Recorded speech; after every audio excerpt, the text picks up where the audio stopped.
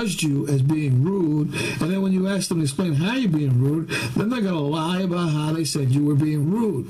So you can distinctly see the pattern and how they're working in order to deceive. And so if you have a judge or someone who's doing this, they're going to give you time, or a police officer, they're going to do things to make you look like the bad guy when they were the criminal. They were the people who did not have the authority for the badge or the robe, and they're projecting these negatives from a deceptive source, a deceptive action for deceptive motives, and these negative people are describing actions as it did not occur. And if a negative person is saying that you are being distracting, and that you ask this person, in what way am I being distractive? Being calm, patient, and not rude. And you will find that a negative person's reasoning is absolutely flawed. And that's why many of them don't want to be recorded before they say a word, because they know their pattern, and they're going to be ruined by the time you get in there. They haven't done anything yet, but the fact that they know who they are and how their pattern works, they're going to immediately take an aggressive response of someone recording them, regardless of that everybody's recording now. So a post office say don't record there, but there's cameras everywhere. And then you go to a judicial, or you go to a court, you're just walking down the hallways. They'll say, hey, you can't record here. Yeah, everyone's recording. They're recording. The police are recording. Look around. All these places have recordings, but they don't want you to record because they want to control the narrative. So you will find that they are flawed, and that's the reasoning behind their fear, because they know they're corrupt. You know they're corrupt, but you're just there just being an innocent bystander and looking, but they don't want innocent bystanders looking because it exposes them. Again, like the emperor's new clothes. Then there are theories. And theories are nothing more than something that cannot be proven, but at the same time cannot be disproven. So these theories that can be facts, but are classified as theories because they can't immediately be proven. And sometimes it's just because you don't have the tools to prove it, but they are facts. And so they may do that in order for you not to find the truth. So they'll say, well, that's your theory, when in reality is that it was a fact that you had stated. And there are theories that can be lies, but sometimes are classified as true, even though they are only theories, also using like incomplete sentences where you get a half truth. And because negative people want to confuse the truth, they'll say the lie is the truth and the truth is a lie. There are some people that will use time in order to get you to believe something is true, and then invest in a stock only to find that you didn't go up. The stock didn't go up, but it actually fell immediately. But they had used you in order to say, oh yeah, this is going to go up. But you find out it wasn't true. So you could use this method, people do use this method in many ways, as in someone doing something today and then doing something later that would lead you to believe that their actions now is tied to what they did before. But there are individuals who will say that there is no such thing as right or wrong, but it is the very same individuals who say this sort of statement that were to be treated wrongly. They will clearly say that the people who did that was wrong or paranoid or crazy or liar.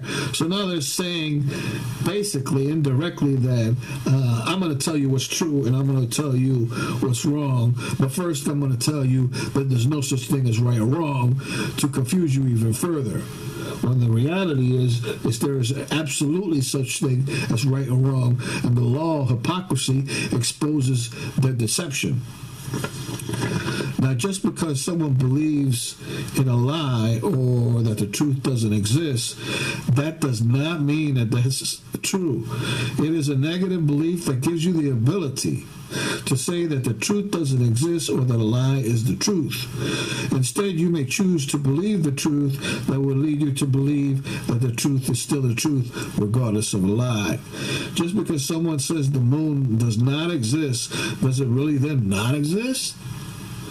Or is it just that the person is just lying and deceptive and trying to confuse you for the end objective, to covet, to take what God has given to you, and or to take from you, to steal from you, to rob and confuse, just so they can manipulate and deceive you, so they can covet for their negative reasoning or the negative motive by greed and lust and hate and jealousy, etc. 360 degrees of negatives, meaning any one of a plethora of negatives that they can pick and choose from in order to fulfill their objectives and ruin your objectives. So then there's pride. Pride as a being extremely over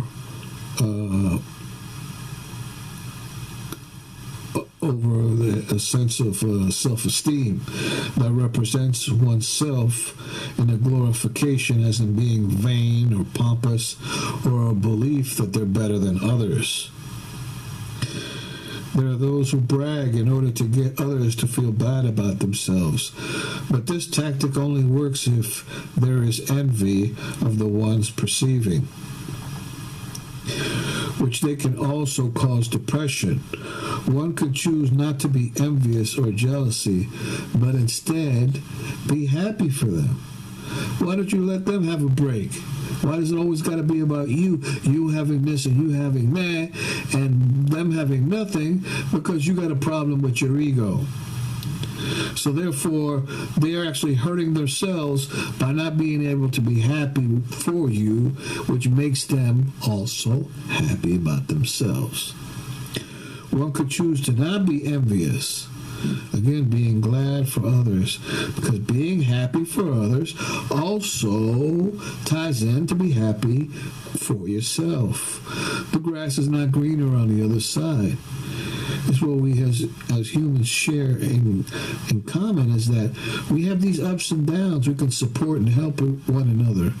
The key to happiness is inside of you, and nothing outside of your body can truly have long-lasting happiness. If someone tries to put you on a pedestal, it is wise to choose to take someone along for the ride. Then you can be even greater by humbling yourself and giving other people credit. So you're being raised to a level of people who honor you. Why not honor them at that particular moment, so we can share in this beautiful moment of supporting one another? There is no reason to be embarrassed or humiliated, because most people, likely the people around you, do not care about you, especially in this particular time. So if you're embarrassed, it's like, who cares? These people don't care nothing about you. There are people out there just hurting you 24/7, around the clock. They're just hoping you die. And they have no compassion and no pity. Even children, they treat them like garbage. And they kill one another, and some people will terrorize other people and then hide behind women and children. And then when you hurt or by any chance mistakenly kill them, they'll be like, look at these animals, but it was you yourself that is using this hit and miss tactic that you're hiding behind a woman's skirt and then causing these problems, and other people saying, see, this guy's, he's a bad guy, when the reality is that the one who was instigating it was trying to create more confusion as to who really is the bad guy, for what reason, and how it all worked. So, again, there's no reason to be this humiliated, or because most likely the people don't care. And maybe if they do, and if they came up to you when something had happened, like someone doing something wrong to you, and they let you know, hey man, that was wrong. I mean, it doesn't change the situation, but sometimes people just doing that as a matter of confusion. So the person saying, oh, that was wrong, they might not care for you either. They might be just doing that to cover that up, to say that, hey, what you're saying that people don't care is true, but sometimes they'll say, oh, that was wrong, but then they don't bother to do anything to help you. They're just like say, oh, that was wrong, and in the back of their mind is they F you and they leave. As opposed to say, hey, that was wrong, maybe I can help you, here's a couple of dollars, or you know what, maybe you can do this, or I have an extra one of those. If you want it, you know what, I can let you have it for free. I understand that was wrong, so let me hook you up. And so every time you do that, it's not going to waste, because what you reap, what you sow. So it's a special gift that you're giving when you do things that are not selfish.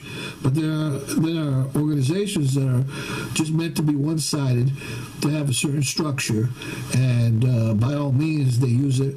So they kill, deceive, and they hurt, regardless of who they hurt, what they hurt, because the objective is what they're trying to make something come about, and they don't care who they hurt. So the end conclusion would never be good. If they wanted it to be good, they would have done it the correct way, in such a fashion that it was actually productive to all, as opposed to just yourself.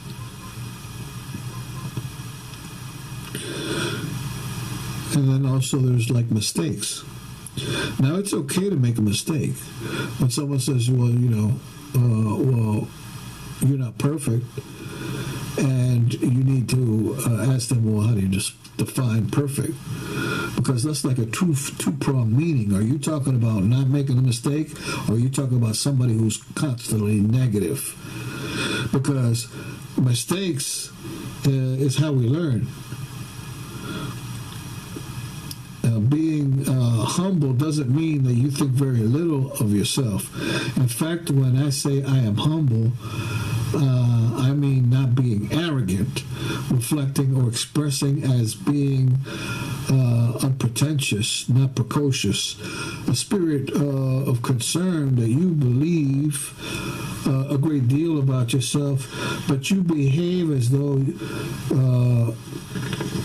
you are better than yourself, instead of you perceiving others as your equals, and you treat others with respect, as opposed to one who believes that they are superior to others, exalting themselves. For this sort of mindset, they will create indifferences between those who believe in themselves to be superior than everyone else. A lot of time, again, a lot of these collegiate books would ingrain in you, not because you have joined this university, then that automatically makes you superior. Instead, you perceive others as your equals and treat others with respect, as well as opposed who believe they are superior to others, exalting themselves. For this sort of mindset would only create more indifference between those who believe in themselves to be superiors than everyone else. Being vain can also come back to haunt you, but one who is humble can never go lower than they already are, so there is nothing to use against a person who with a belief system of being humble, because you really don't have anywhere to fall because you're already humble. And sometimes it scares a lot of people in control, because then their beliefs are directly opposed to that, due to the fact that their motives are negatives and their actual being is from a negative force, and they're using that negative energy in order to deceive. Next, we're going on to depression. Depression is a form of negative, redundant thinking over and over between your mind. It's also set in time. So you're stuck into one point in time as opposed to moving freely in time. And where you're thinking in time, will tell you where you are at emotionally. So fear can be an anticipation of pain, and depression can be stuck in the present. Fear again can be stuck in the future, futuristic thinking. You're never really in the exact positive time in being. And so worry could be stuck on a negative loop of thought from the past. So every particular negative has a flow in time and a flow in sound. That's why when you watch a movie, if someone's being aggressive, they'll hype up the sound, or angry, they'll go da da da da da, and if it's a loving scene, they'll be smooth, loud, some really sweet sound. So every particular negative and positive has a distinctive vibration, and even without words, you can just use the sound alone to anticipate something. And even animals pick up on this vibration, and sometimes quicker than we do. So anyway, depression is a form of negative redundant thinking between your mind and your body. Because you feel depressed, your mind says that you're depressed. So that's called think or feel. So you can even have depressive thoughts that will keep you in this time, or you can just feel depressed not knowing why, because negative people manipulate this sound and vibration in order to get you to feel a certain way, as in depression. So then your mind says that you are depressed. So it happens over and over again. You're in this loop. I feel depressed. I am depressed. I feel depressed. This is why I feel depressed. I am depressed. As opposed to just thinking, well, I feel great, and somewhere along the line, and you embrace the depression, and the positive and negative at the same time will not take hold of you. So something's got to give, and that's when you begin to feel better. So as you're feeling depression, this the process of over and over again. Originally, it was received by a negative thought, either by yourself or usually by someone else projecting it, and then it just keeps redundantly going by itself over and over. So therefore, you feel bad about your bad thoughts. You have a bad thought, you feel bad about your bad thoughts. It's sort of like a hamster wheel. The trick is getting out of this depression. How good you feel that you feel depressed, and continue to say, man, I feel great. I'm so glad I'm depressed.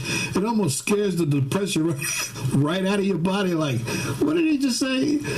Because if you really was happy about that depression all the time, you'd be like, oh man, this is great. I feel depressed. But there's something about the negative that almost rejects the positive when it is instilled within yourself.